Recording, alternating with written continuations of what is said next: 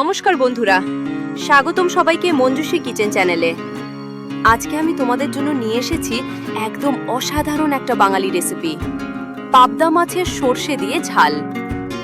এই রেসিপিটা খুব সহজ, কম সময়ে তৈরি হয়ে যায় আর গরম ভাতের সাথে খেতে দারুণ লাগে। চলো তাহলে শুরু করি।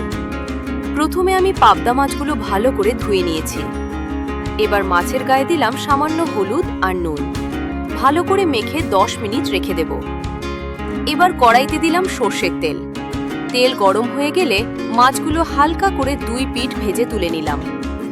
মাছ বেশি ভাজবে না, না হলে ভেঙে যেতে পারে। এদিকে আমি সর্ষে আগে থেকেই একটু জল দিয়ে ভিজিয়ে রেখেছিলাম। এবার সর্ষে নিলাম, সাথে দিলাম কয়েকটা কাঁচা লঙ্কা আর সামান্য নুন।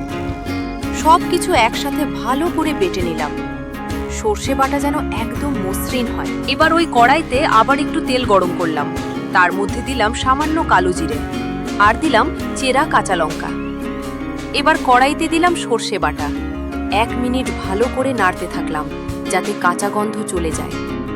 এরপর দিলাম হলুদ, সামান্য লঙ্কা গুঁড়ো আর নুন।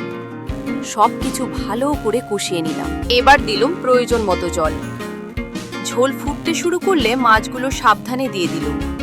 ঢেকে মাঝারি আঁচে 6 থেকে 7 মিনিট রান্না করলাম। মাছ বেশি নাড়াচাড়া করবে না, এতে মাছ ভেঙে যেতে পারে। ঝোল যখন একটু ঘন হয়ে এলো তখন উপরে দিলাম 1 চামচ সর্ষের তেল। চাইলে শেষে সামান্য ধনেপাতা দিয়েও নামিয়ে নিতে পারো।